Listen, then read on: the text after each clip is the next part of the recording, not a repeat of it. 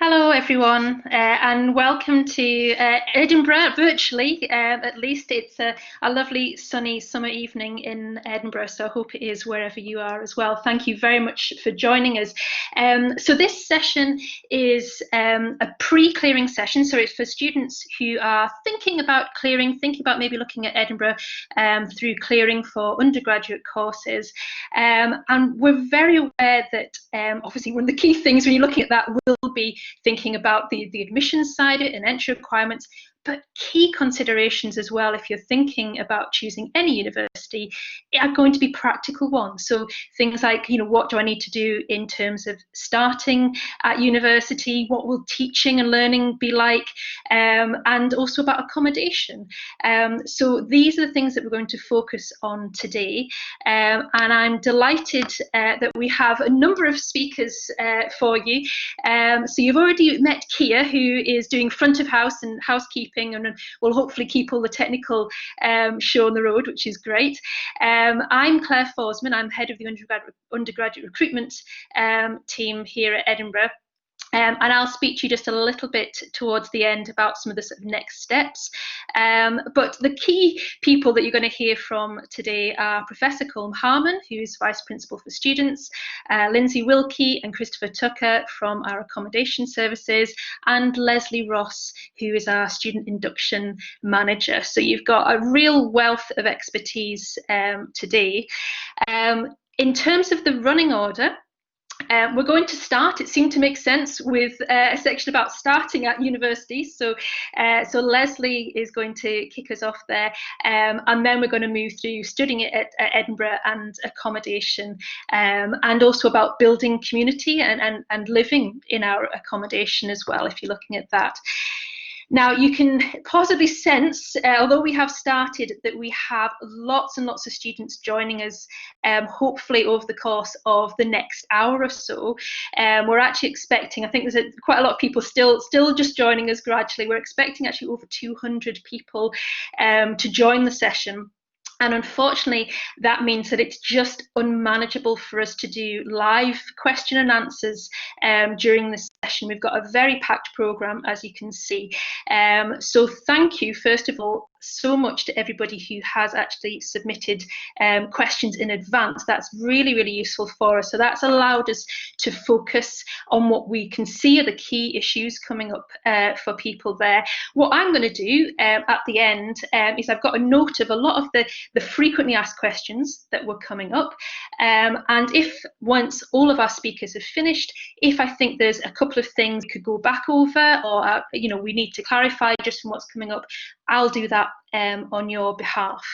What I will then do is just do a little bit of information about sort of, what next in terms of the clearing process, but we will provide you with some contact details. So if at the end of this session you do still have questions, or indeed if you've got questions about things like admissions, which unfortunately we're not really able to cover in depth this evening, there will be contact details at the end if you've got anything that you want to follow up from there.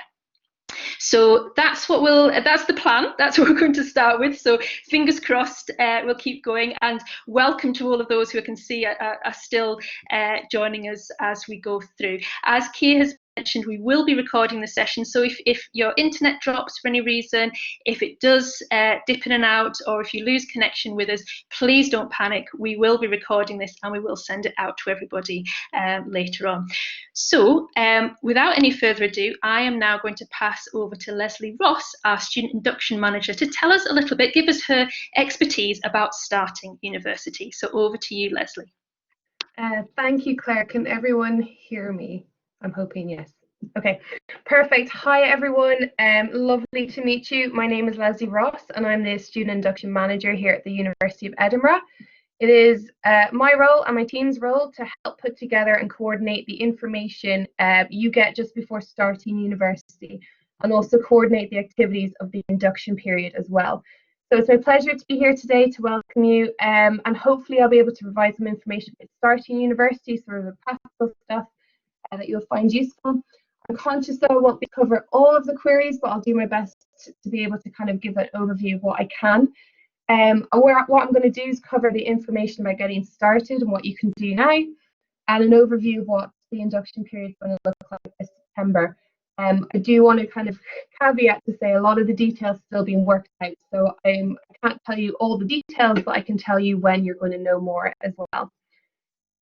So the first thing I wanted to highlight, I may have visited this already, but I wanted to highlight the new student website.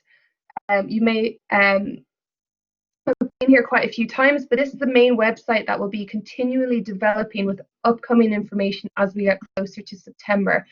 Likely to be on an almost daily basis from August, just so that we can make sure that all of our students who are joining us get the most up-to-date information.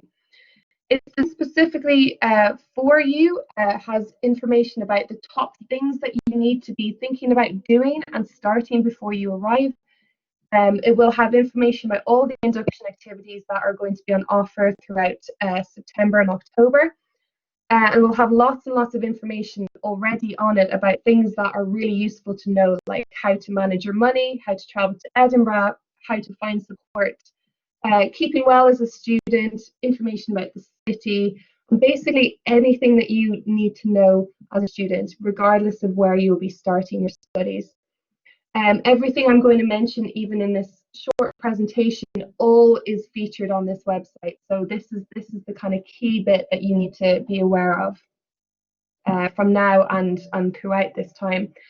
We've also put together a really practical guide of everything you need to do as well. So this is also sitting on the website, but it brings everything together in one sort of downloadable PDF, which we find to be very useful for students at the moment. We would really recommend that you go through this whenever you can, if you have already. It's really helpful to kind of get an overview of all of the things that you would need to consider when you're starting university, and it also has a really handy checklist at the start, so you can start ticking things off once you kind of get all the access to things. The one thing I wanted to kind of pull up on that is, as mentioned already, is the top 6 tasks. These are what we have in the university, the essential key things that any new student has to do. Something that has to be done before university starts, but also something that could be done the 2 or 3 weeks prior. So it's always something to kind of have in mind that you don't have to do all of the things before you arrive to university. We've just highlighted 6 of these here. I'm not going to go into a lot of detail about them because it's all featured within the Getting Started guide and also on the new student website. But basically, it's about making sure that everything's set up and ready for you to go. So it's making sure you've got all of your internal sims ready, you've got your emails, you've got your timetable, you've registered with us, you have information about paying your fees, you've made any applications to get your university card, and you've made sure that you are accessing your local health services as well. So again, there's lots of information about that, but that's what we at Edinburgh would consider the top 6 things for all new students to be doing. We also know that there is those essential things, but we also know that there are so many more questions that all new students need to know and want to know about starting university. So we have put together 2 very full days of live information sessions on topics that we often get asked about to help you find the valuable information when you need it. So this will be on the 27th of August and also the 3rd of September for undergraduate students. These are short sessions, they're about 30 minutes long, and you can go to as many or as few as you wish. Final program's literally being finalised this week for launch in mid-August, but just as a kind of a hint of the kind of things that are going to be on that, there will be sessions on how to find your academic community, how to join a sports club, how to find somewhere to live, how to get support in university accommodation, how to make the most of your time at university, how to make sure you don't miss out on great events, and things like how to develop your digital skills. This is just a small snippet of the types of topics that will be available, but it's just to kind of give you an overview of the fact that we will be continuing to give you information that's helpful over the next couple of weeks. That brings me then on to Welcome Week and the induction period that we're planning this year, just to kind of give that overview of what to expect.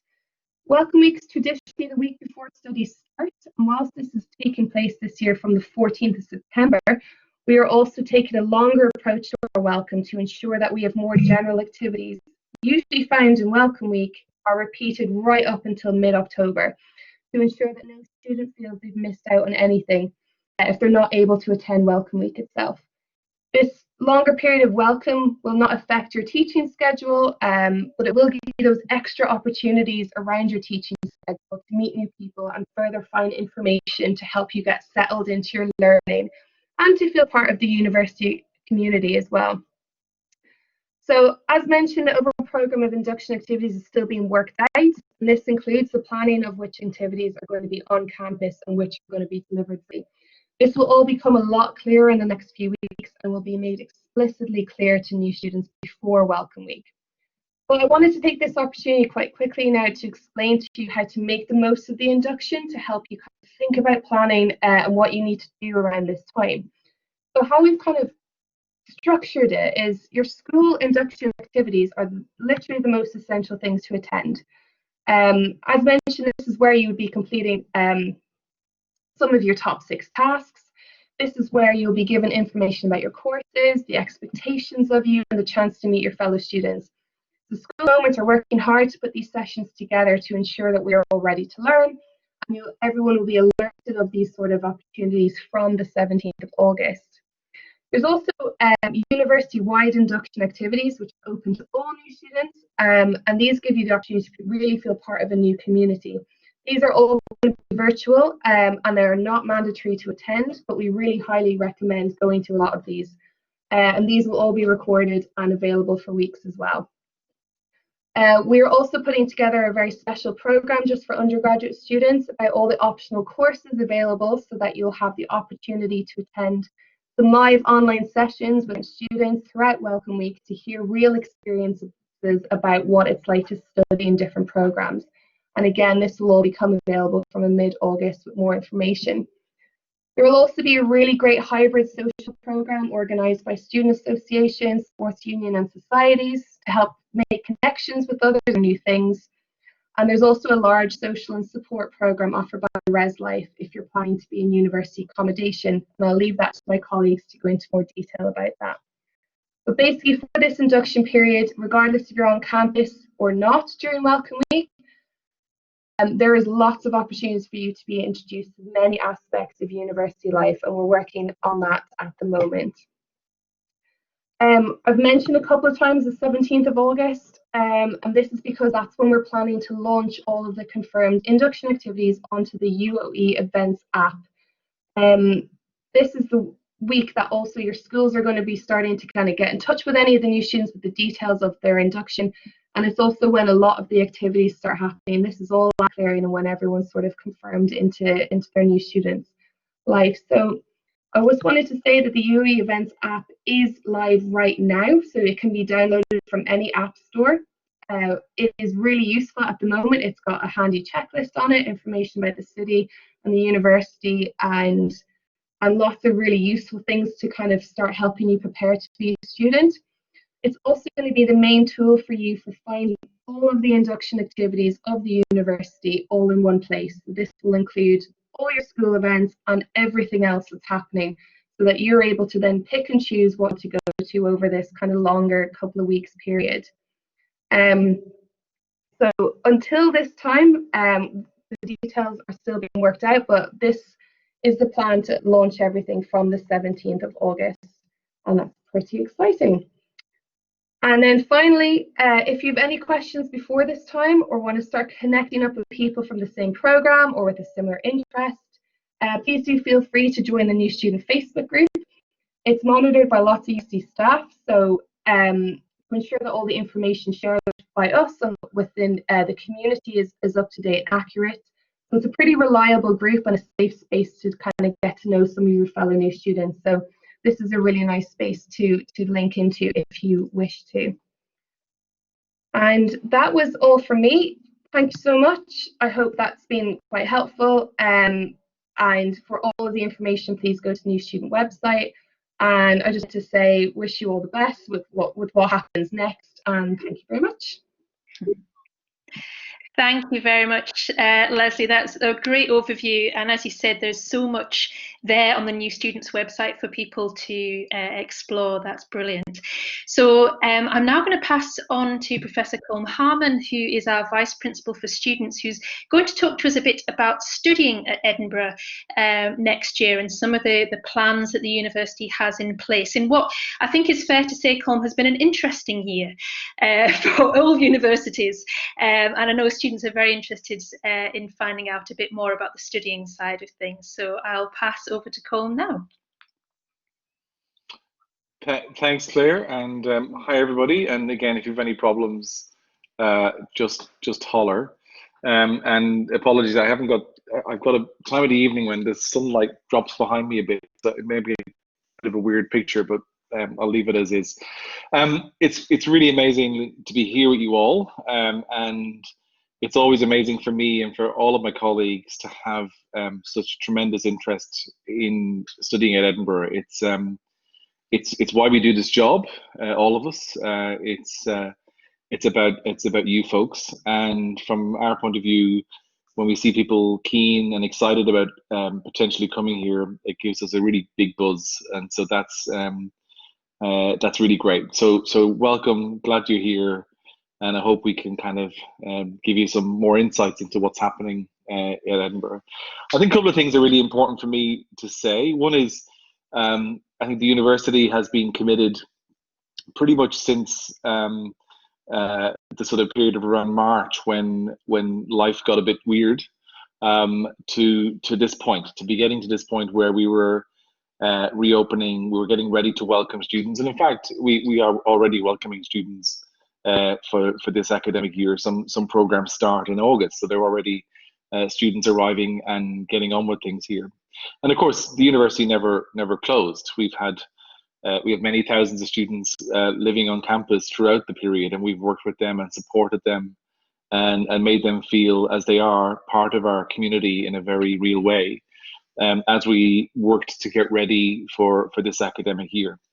The other thing really is that we've always had this vision of there being kind of one group of students that we know that some people will have trouble getting here. We knew that some people would have problems that may be caused by COVID or other things, and that would cause constraints. But we never wanted to sort of have a sort of an online only world, or an online for some people and on campus for others. We've been trying to design all of our plans around the idea of we have one group, and we'll see many, if not most of you, on campus with us in September. But equally, some who can't be here, we'll be working to sort of bring content to you until such time that you're able to join us. And that's a very important principle that lies behind how we've been approaching our teaching plans for next year. And then thirdly is that we've worked hand in glove all the way along with the Scottish government, and we've been following all of the guidelines and approaches that they've been approaching. And if you look, that means that we're working in lockstep. And as I put it in one of these conversations or one of these videos I tend to have to do from this kitchen about what our plans are, we've sort of been reopening the university and life at the university pretty much in the same way that the city and country has been reopening at the same time. So by having that kind of parallel arrangement whereby we're opening just as the city's opening, it means a lot of things that Leslie been talking about, means that are happening in a city that's coming back to life, with restaurants and bars and cafes and so on, coming alive, city life coming alive again in a very real way, and the university in a sense fitting in with that re-emergence of life in Scotland.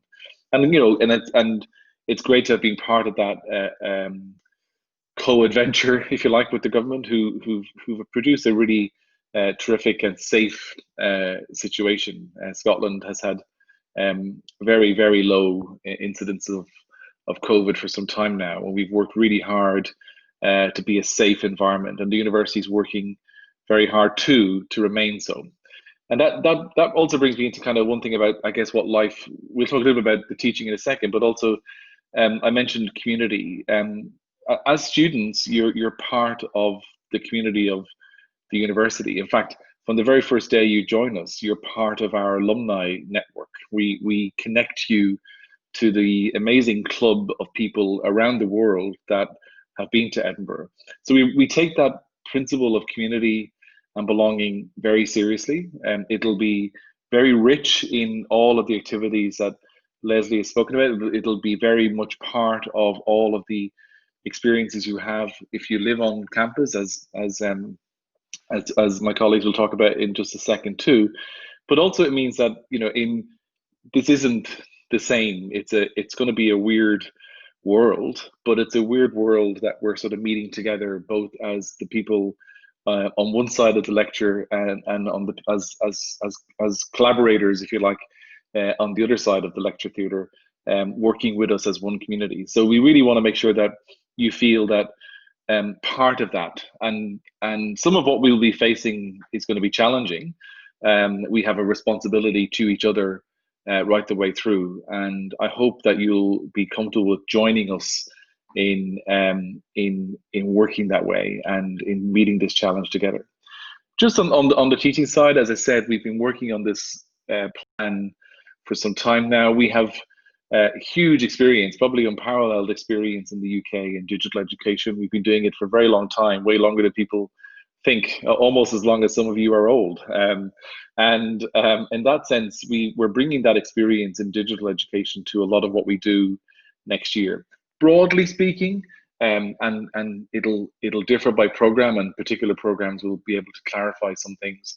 Broadly speaking, because of social distancing and those and safety concerns, lectures are going to be digital. So we'll be delivering our lectures through digital media, through maybe not so much, you know, 1 hour lectures, but people are working hard to make all of it a bit more exciting than just sitting down for an hour watching a video, but rather rethinking how they deliver material. But broadly speaking, lectures will be digital, and broadly speaking, we want the other elements of campus life to be face-to-face for those who are here.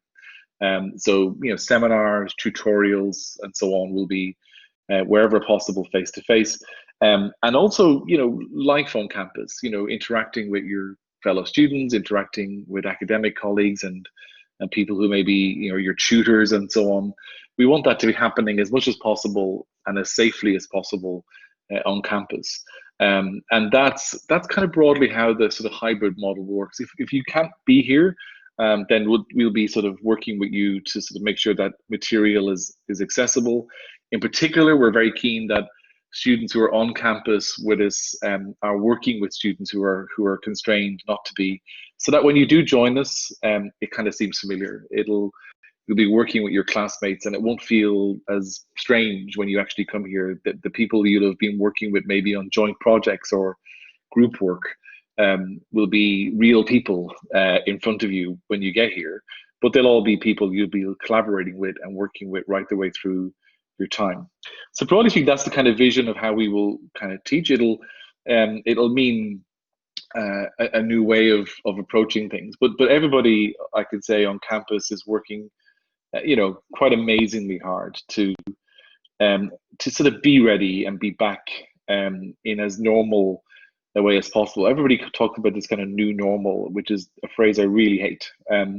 This is about being normal, and normal for Edinburgh is a rich experience, a rewarding experience, an experience that makes you part of a very prestigious club of our graduates, and also one that is rewarding in terms of life and career and where things go next. Our graduates are valued the world over for what we do here, and we want to work flat out to make that true forever. You're living through history, and in many ways we want to make sure that you capitalize on that experience as part of your educational experience. We want to make sure that the sort of COVID experience enriches rather than restricts what you're going to experience. And if you think of university in that way, and you think of you as collaborators, or, you know, fellow journeymen in this our fellow collaborators in this journey,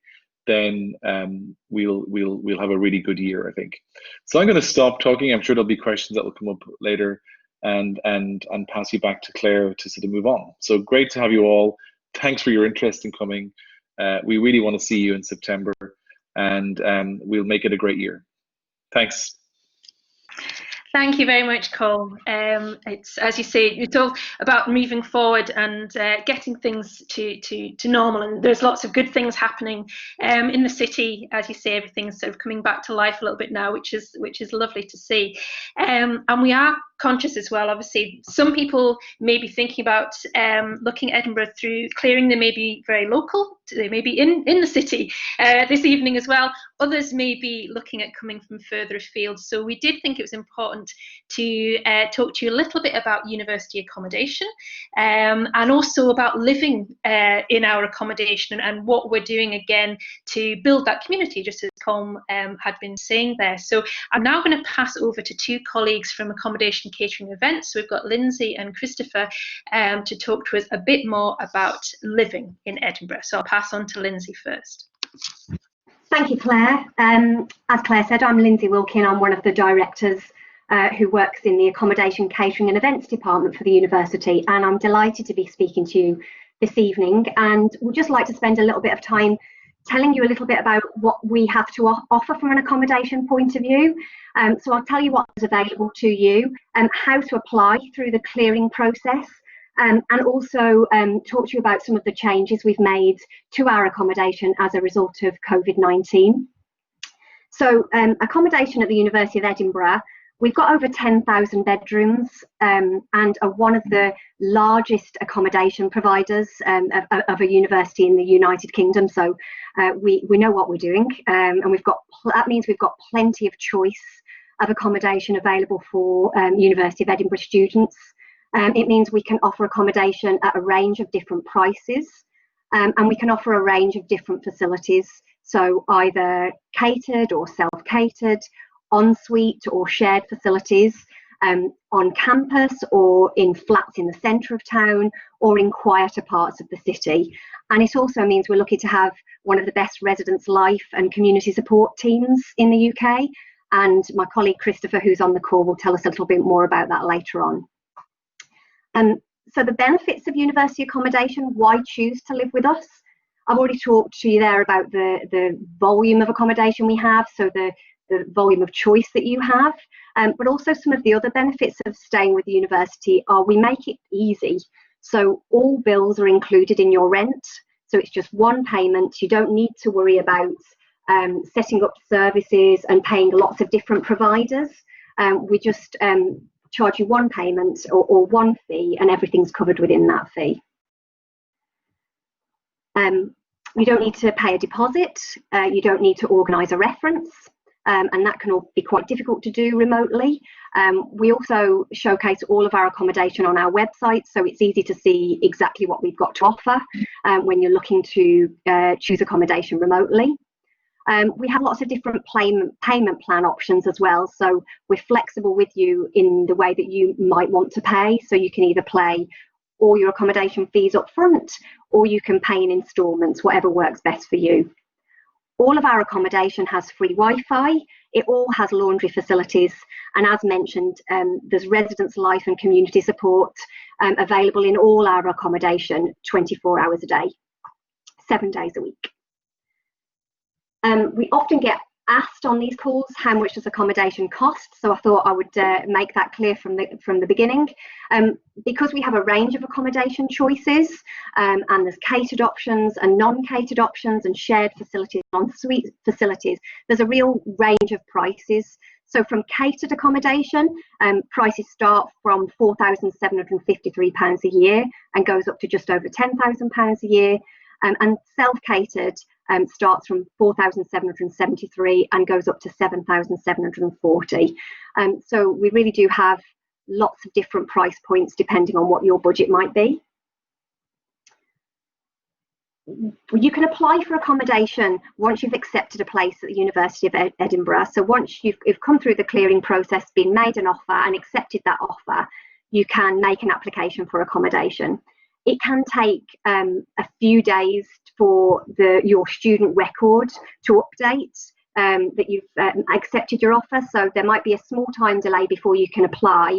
But if you just keep your eye through the MyEd function, then you'll be able to see when you can apply. And as soon as you've applied, we'll send you out an accommodation offer and then your accommodation contract. So it's quite a quick and easy process. How you apply is you go onto our website and you look at the range of different accommodation options available to you. We then ask you to choose your 5 preferences. We don't ask you to rank them in order of preference. We just ask you for your 5 favourites, and then we will do our best and in the main succeed in allocating you one of your 5 favourites. You can have a look on our website and it shows you all of the choices for you and make your choices from there. So once you've got your offer to study, visit our website, choose your favourite accommodation, and then go on to the My Ed function and apply for your accommodation from there, and then we'll be in touch with you. I think one of the things before I move on to COVID to reassure you is the way we allocate student bedrooms is we do it proportionately in a staged way. So it means there's always plenty of choice available, whether you apply on the first day of applications for accommodation opening or the last day. So if you're slightly later in applying in the process, then you still have exactly the same options as somebody who applied really early in the process. So we make sure that it's really fair. I want to tell you a little bit about the changes that we've made in our accommodation as a result of COVID-19. Firstly, just tell you a little bit about some of the contract changes we've made, because we do know that people are feeling still a little bit uncertain about will they be able to arrive at the beginning of term.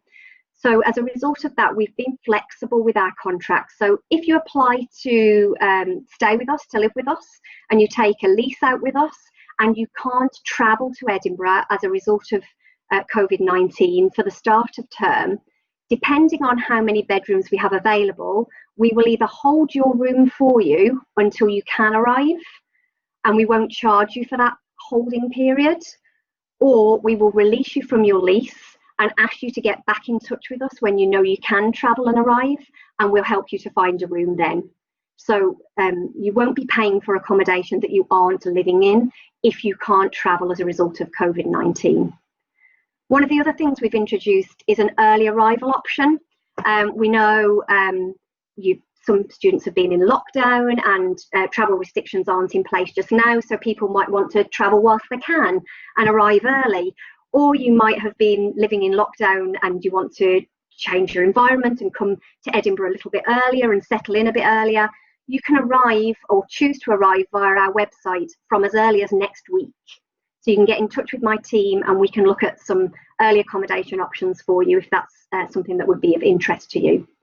And also we have processes in place to support anybody that might be joining us who needs to self-isolate on entry into the UK. So we've been supporting students throughout the COVID-19 pandemic. We've had, as Colm mentioned, just over 4,000 students living with us during lockdown.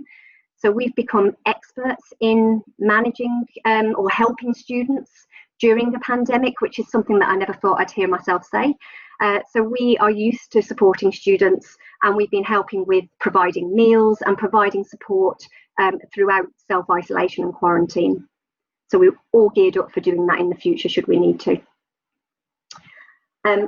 So that's some information about our contracting processes that have changed throughout COVID-19, but we've also made some changes to our accommodation itself as a result of COVID-19. So I've talked a little bit about self-isolation already, and Christopher will come and tell you in a minute a little bit more about the residence life and community support that we'll provide, and the social programmes and community building that will be provided.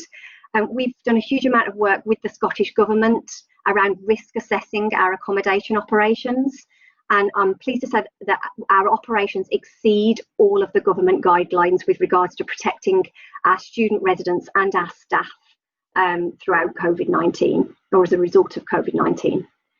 Some of the things we've changed is we've increased cleaning and disinfecting of our communal areas and public areas and high touch points like door handles and railings and light switches and things like that. We've introduced physical distancing measures in our accommodation, and there's lots of signage around campus. I've been backing around campus the last few days, and there's lots of really good posters and signage in place, so student residents will know how to keep each other safe and themselves safe when on campus. All of our staff have gone through intensive training ahead of the start of term in September 2020 in relation to the new measures that we've introduced as a result of COVID-19. So our staff will be ready to welcome and help you when you arrive.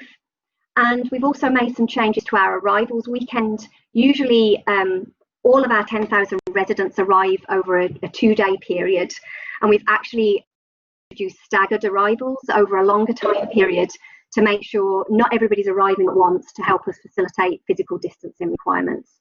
And as I said, we've worked very closely with the Scottish Government on making sure all of the things that we've introduced meet and exceed requirements. So I think that's a lot of information around accommodation. There's a lot more information on our website, which is noted on the slide here. There's also a chat function on the website, and my team are ready to speak to you and answer any questions that I've not answered as part of this session. But we look forward to welcoming you, and please do ask any questions that you might have of my team. And I'll hand over to Christopher, who's going to tell you a little bit more about our Residence Life programme.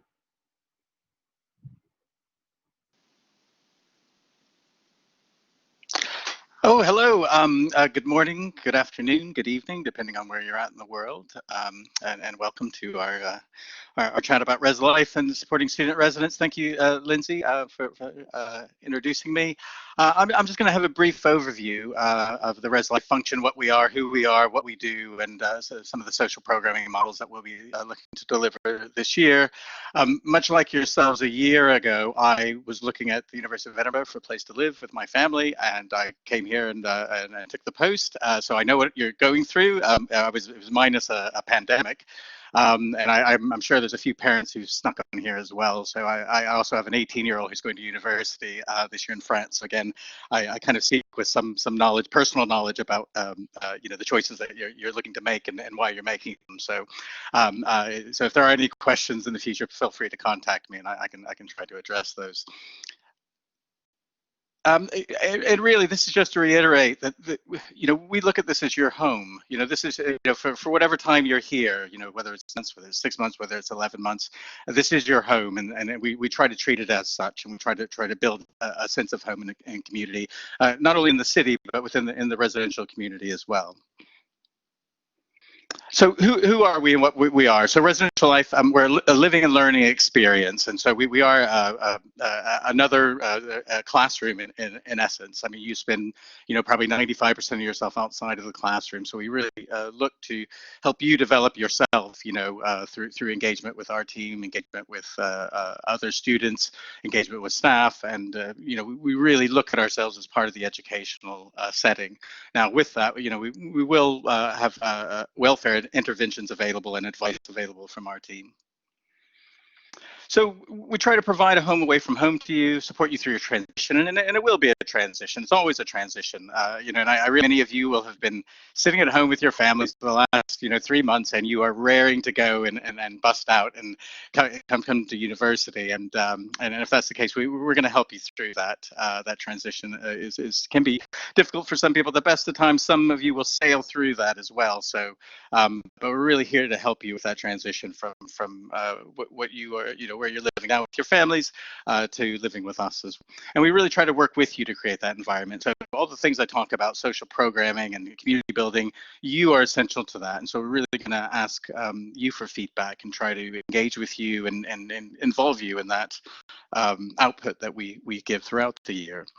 And then finally, with that, we signpost, advise, and we really challenge to encourage your wellness and learning outside of the classroom, while you're living with us. So as Lindsay said, things might look a little different. We're working on, we are currently fully operational. We've had the experience with the last 3 months. We've had a significant student population.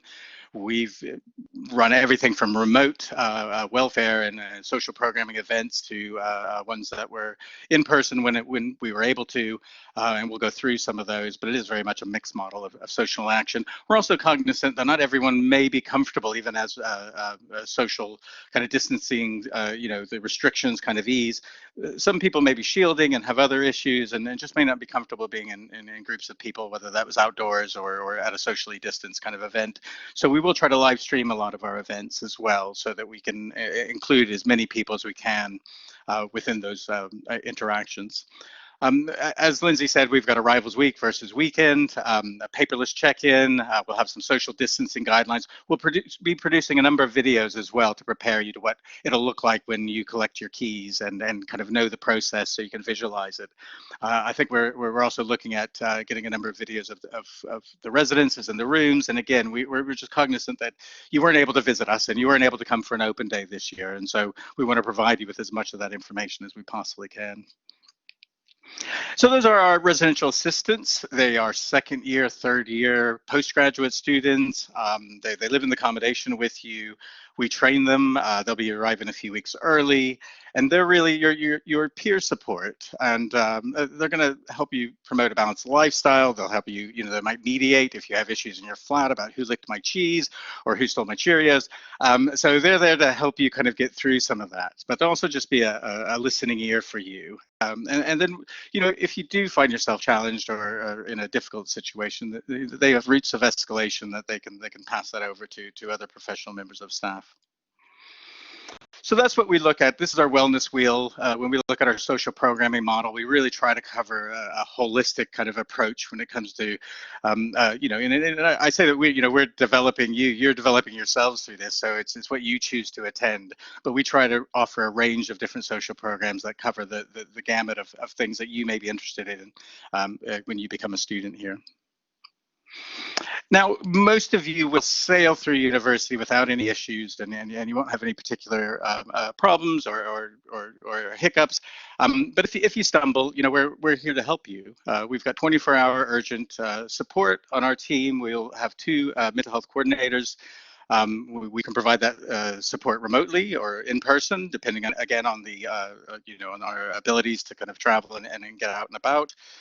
But we are a seamless level of support with every other part of the university's welfare support services. So we are teammates of the counseling team and the disability office and the chaplaincy and every other student support academic function as well. So we link together, and so it is very much a web of support we try to offer our students. Now with that, our campus support team, which you'll see, and they're our 24-hour team, we work very closely with them, and they will escalate to us if there's any concerning situations. But we also do a number of other services, such as meal delivery during isolation and quarantine, and they've been really excellent at that over the last couple of months when that's been required. So this is just a few, and I won't take you through every spoke of our wellness wheel, but this is a few of them, and this is kind of some of the examples of the events we run, and this is on the emotional. We talk a lot about self-care, and I think especially in times like this, we look for stress reduction and relaxation, and we may not, you see a little photo of a massage, we may not be able to do that just yet, but there's another photo that I think you can make out as they have some pets in that come, pets in, and they can spend time with students and in a relaxing environment, de-stress, between studying and exams. You might even see an alpaca there in a corner, so we do bring the alpacas out onto campus as well, so you can give them a cuddle. So I believe we'll still be able to do that one.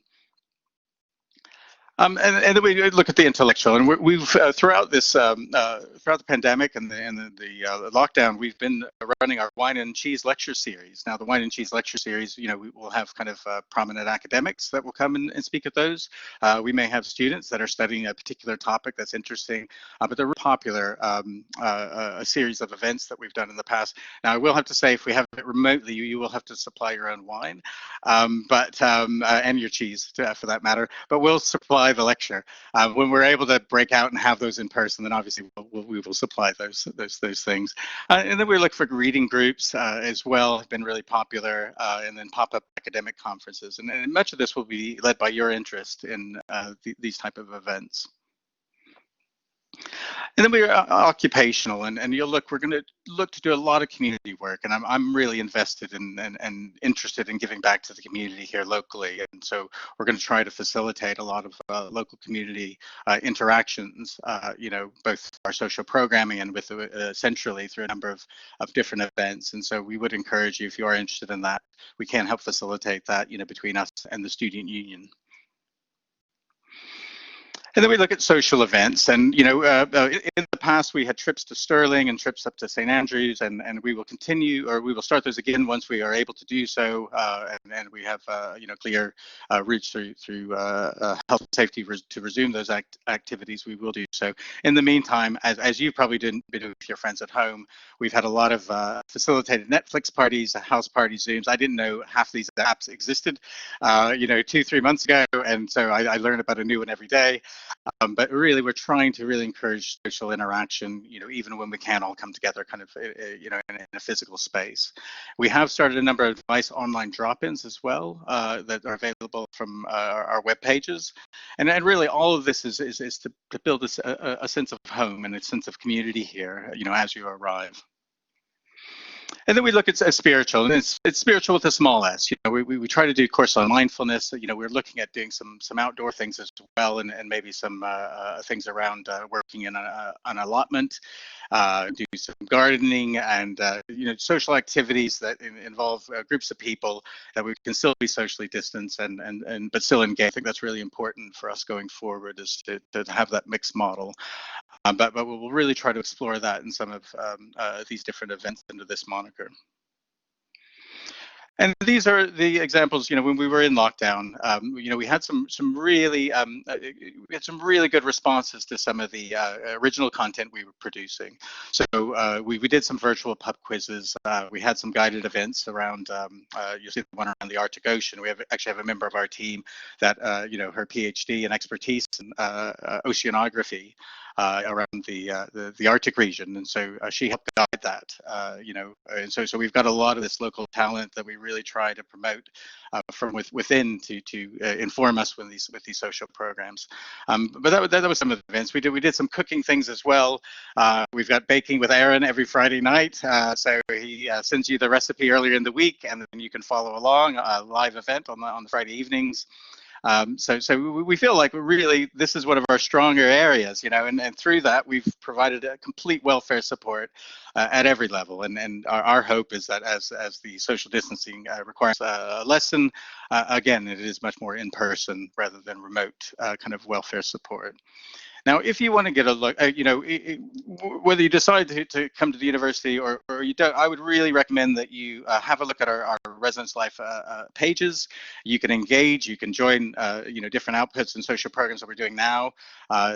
Follow us on Twitter, and just check out our residence life welfare web support pages. Now, we will be revising those, so we should have a new page up pretty soon.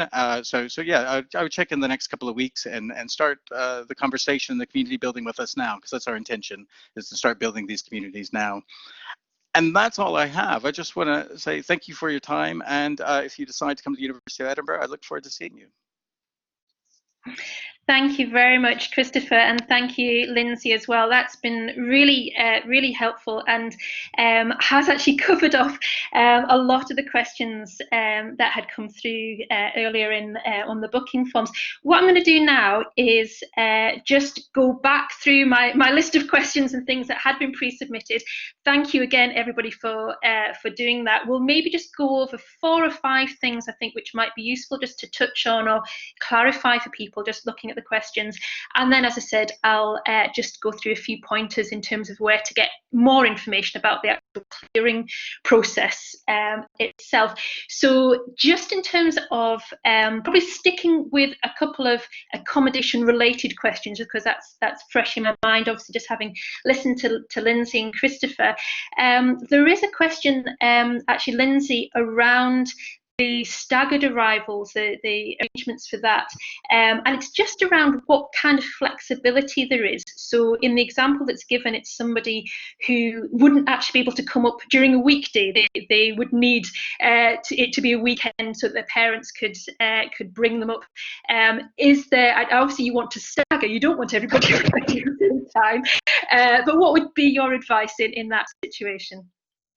Thanks, Claire. So when you apply for accommodation, you will be sent an accommodation contract, and that'll have a lease start date, which will be the date that we would like you to come, to help us with the whole staggering of people arriving.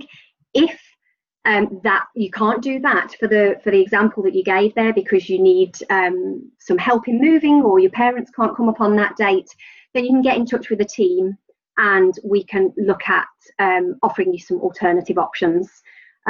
So, you know, it's not arrive that day or don't arrive, absolutely not at all. We're just trying to make it as easy as possible for people to arrive in as staggered a way as possible. But if what we suggest doesn't suit you, then of course we'll work with you to find a time that arriving can work for both us and you.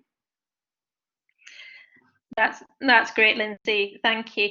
There's a couple of other questions. It's always around the nitty-gritty of allocations and deadlines and things. One of which is actually on allocations, just how much weighting, I guess, is given to the subject that you're doing. So again, this is an example of somebody who's interested in graduate entry law. So would they be in a similar, you know, put in a similar block with people doing that sort of course? How much does subject come into play?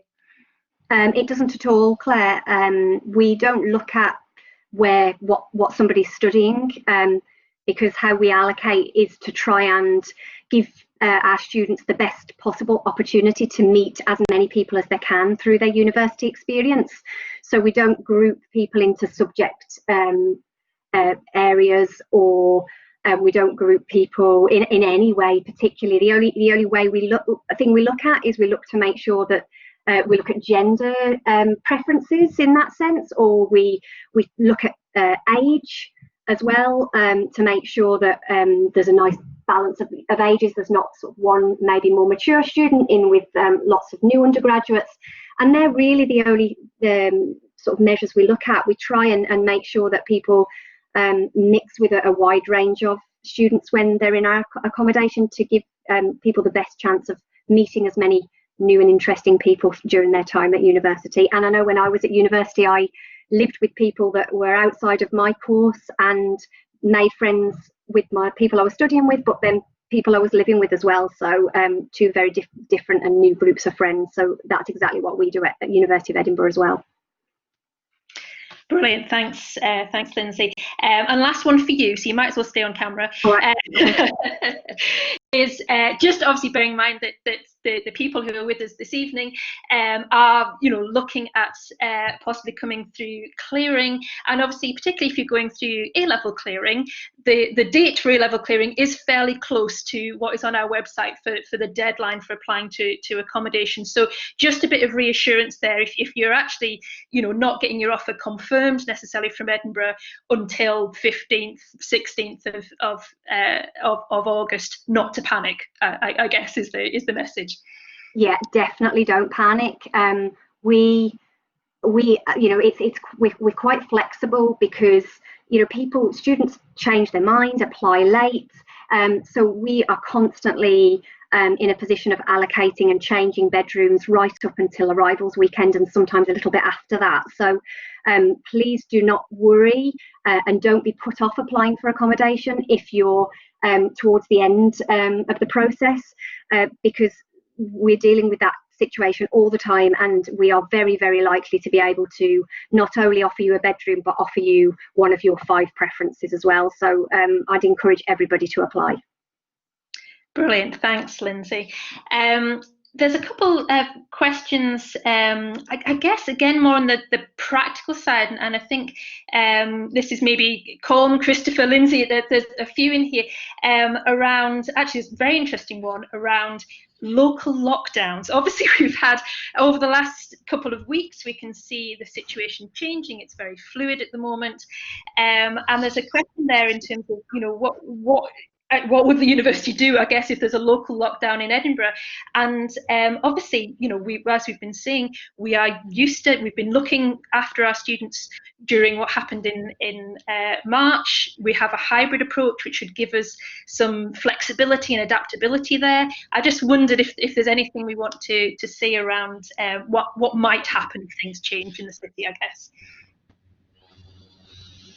Maybe Claire, Colm, maybe I can say a little. One is we've had a lot of experience and the folks just what that means, you know, and deal with that. And interestingly, we realize that universities we've had plans for. We have students every year who get things like virus and are infectious with to do in that situation. So there's plans that get more particular and specific. So one is this is an evolving issue. We've been doing planning, you know, just this week.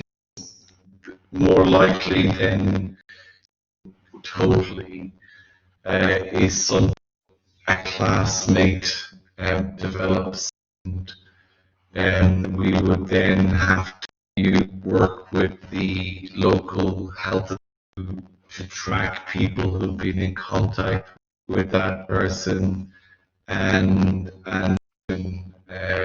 so on. If there was a very substantive for a course work, because we can flip more digital, you know, experience while people are isolating. Of course, also having to isolate, and then there's kind of wider scenario, you know, citywide and so on, and we face those. But I guess the message is that, you know, very experienced we have situations all the time, just with COVID, where we have to. Secondly, you know, we, as I said, might step with the government bodies, with NHS Lothian. So tracing, track and protect, as it's called, trace, the tracing systems will work. We will be able to sort of isolate and make sure that nothing happens. It's one of those great examples of you'll be all working with us to make a lot of shared responsibility, and we'll certainly be, you're safe and in a safe environment, but equally they may have symptoms that they may be worried. Make sure that you react to that and follow the protocol with it pretty much straight away.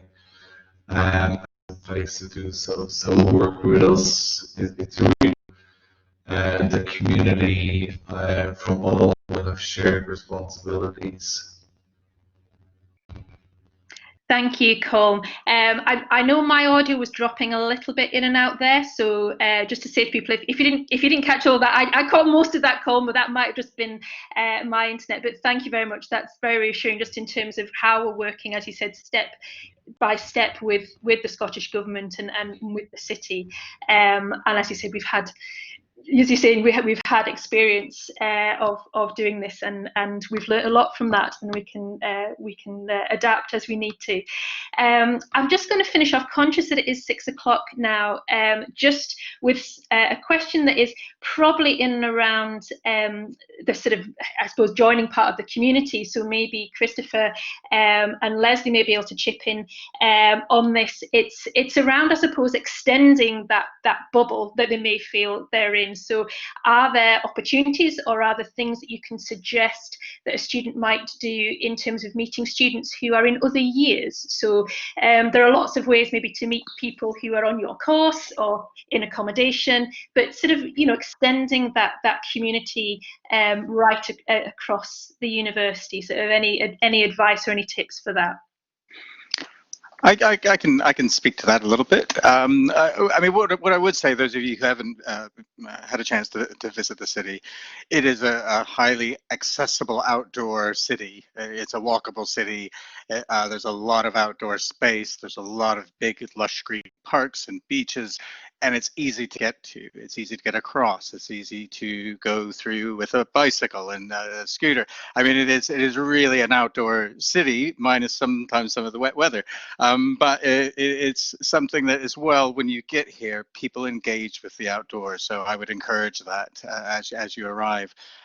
As far as meeting other students, I'm a big believer, and we encourage this, and this is one of the reasons why we've not, I know a lot of universities have leaned into housing by subject.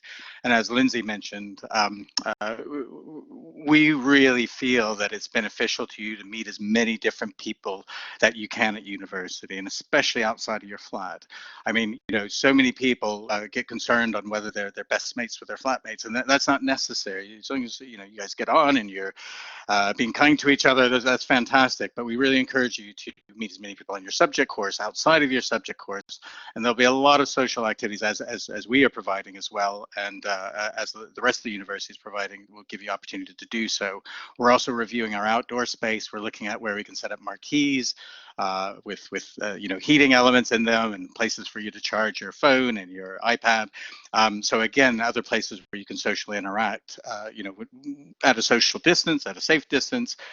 So we're really trying to think outside of our normal kind of comfort zones from the past. So yeah, so you have a lot of opportunities to do that, and we will give you every route to take those opportunities.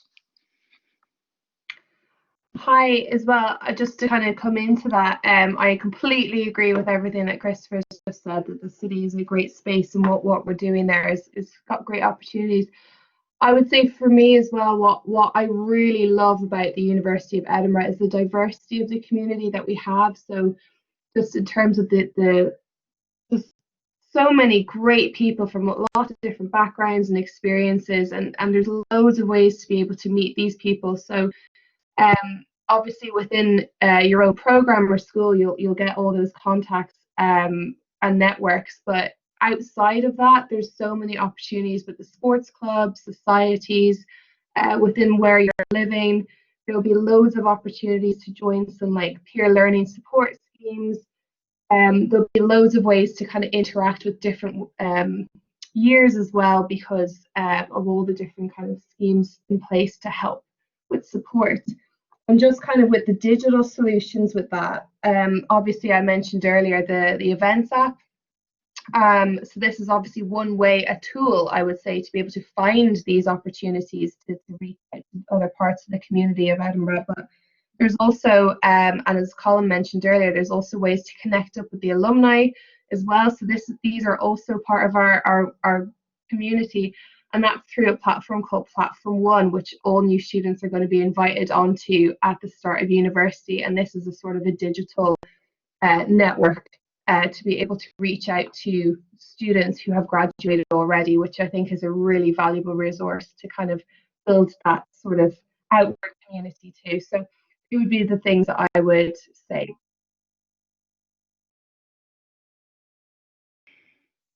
That's brilliant, Leslie. Thank you so much to all of the panel and all of the speakers for a really interesting, really informative session so far. I am just going to finish off with a couple of FAQs just around about clearing itself. Obviously, as I said at the beginning, you know, this session today has been about some of the practical aspects of thinking about coming to Edinburgh, but I do appreciate that, you know, what happens in clearing is really important as well. So there were a couple of questions around about just the nitty-gritty of clearing. So I'll just try and deal with those now, or at least point you to where you can get the information. So the first one was actually very practical. It's about how do I actually apply through clearing. So we would really recommend the detailed advice that you can get on the UCAS website. Obviously, it's a UCAS procedure. They have great resources there, lots of videos they can run you through. Again, they have advisors there who can talk you through if you're not sure what's happening. So the UCAS website, in terms of the nitty-gritty of how do I go through clearing, is a really great resource that we would certainly recommend.